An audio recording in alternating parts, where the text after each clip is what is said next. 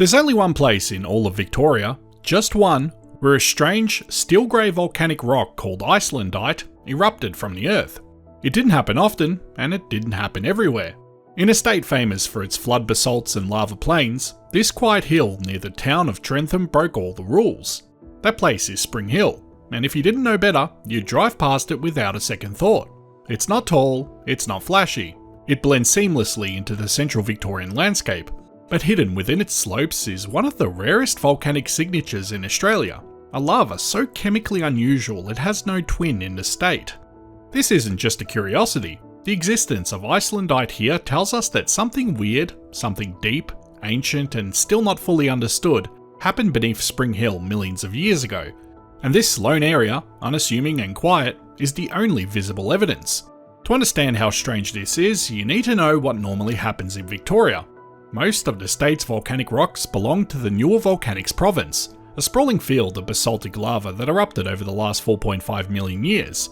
Before that, earlier volcanic phases, collectively called the Older Volcanics, also produced mainly basalt, born from direct melting of the upper mantle. Basalt is the workhorse of volcanism. It's low in silica, rich in iron and magnesium, and flows easily across the landscape in broad, flat sheets. Victoria is covered in this stuff. Lava plains, cones, and maars that speak of tens of thousands of eruptions, all painting the same basaltic picture. But Spring Hill doesn't fit. It's made of icelandite, a volcanic rock that's halfway between basalt and more evolved silica-rich magmas like dacite. But first, a call to action. YouTube's got this new hype thing now. Apparently, it boosts the channel harder than likes and comments combined. So if you liked the video and want to genuinely support the channel for free, hit that hype button and let the algorithm know we exist. Thank you so much for your support. Icelandite has more silica and iron than basalt, making it thicker, slower, and more prone to forming blocky lava flows and domes instead of wide, runny sheets. It was first described, unsurprisingly, in Iceland, where unusual conditions along volcanic rift zones sometimes allow magma to evolve chemically before it erupts. That alone should tell you something. Icelandite is rare, even in the places it's named after. It takes very specific conditions like mantle enrichment, magma stagnation, and often crustal contamination for it to form. Which is why it's so shocking that Victoria, a province dominated by quick, hot basalt, has exactly one known location where icelandite erupted, and that's at Spring Hill. What makes Spring Hill so compelling isn't just that it's geochemically weird, it's that it happened only once, and we still don't know exactly why. There are no other icelandite flows scattered across the western plains. There are no hidden cousins lurking beneath the basalt. Spring Hill is a geological orphan, its chemistry unmatched anywhere else in the state. In the words of field geologists, this is a one-off. A rock type so uncommon that entire sections of the state's geological maps must be updated just to accommodate it. And if you've ever tumbled one of these rocks or polished a piece in your hand, you'll know the colour it gives away. Grey and muted when fresh, but bluish and smooth when it's water-worn. It's beautiful, durable, and completely unique. Like, look at these specimens I found. They are gorgeous. Spring Hill's icelandite erupted between 8.3 and 5 million years ago during the late Miocene. That puts it in the Older Volcanics timeframe, just before the main pulses of the Newer Volcanics province took off. While most of the eruptions around this time were basaltic, a few scattered regions in Victoria like Newham, Trentham, and Creswick record rare felsic episodes during this same window. These felsic events appear to have come in waves, not continuous flows. The Spring Hill eruption seems to have been one of the earliest and most chemically evolved examples, more silica-rich than most, and isolated enough to stand alone on a state's geological record. But the reason icelandite appeared here and nowhere else, that's where things get speculative. But the science offers some tantalising clues. The mantle beneath Spring Hill appears to have been chemically enriched, or in geological terms, heterogeneous. Unlike the uniform depleted mantle that typically produces basalt, this zone had extra silica and trace elements, the leftovers of older tectonic processes, perhaps a long-forgotten subduction event or ancient plume activity that left a geochemical scar deep beneath central Victoria. This mantle wasn't normal, and the magma that rose from it wasn't either. One hypothesis suggests that the unusual Spring Hill magma may have been influenced by a plume-like upwelling beneath the Bass Strait region.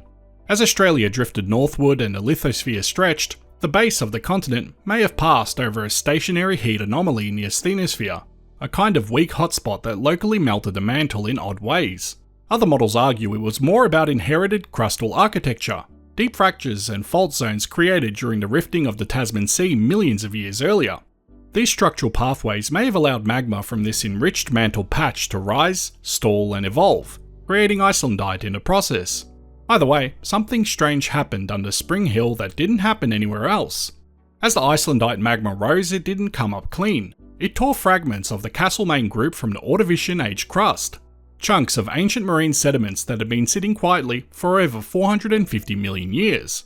These fragments, called xenoliths, are preserved in the lava. Some show signs of recrystallization, others of partial melting.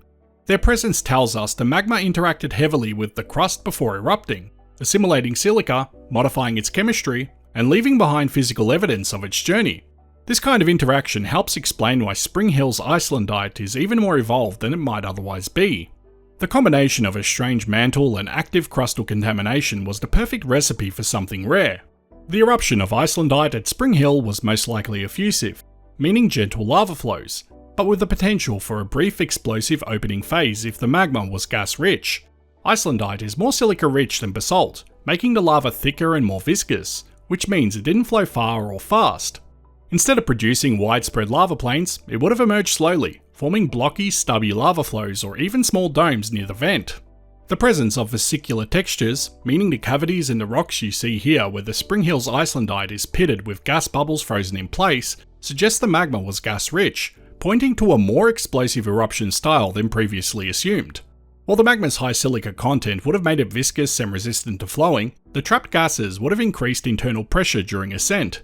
This likely led to violent degassing near the surface, causing explosive bursts as the lava erupted.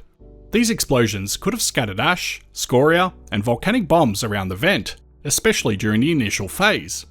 After this more dynamic start, the eruption probably transitioned into a thick, slow-moving effusive phase, with the remaining degassed magma extruding to form blocky lava flows and domes.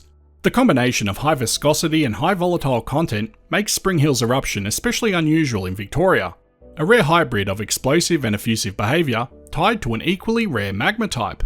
The absence of thick ash deposits or widespread pyroclastic material suggests that any explosive activity was limited and short-lived. Field evidence, like closely spaced horizontal joints in the rock and glassy textures, supports a scenario where the lava cooled slowly in place, forming a rugged, compact volcanic mound rather than a broad cone. In short, Spring Hill's eruption was a geochemically unusual event. Thick, sticky lava oozing out from solitary vents scattered around a local region, leaving behind a rare rock type found nowhere else in Victoria.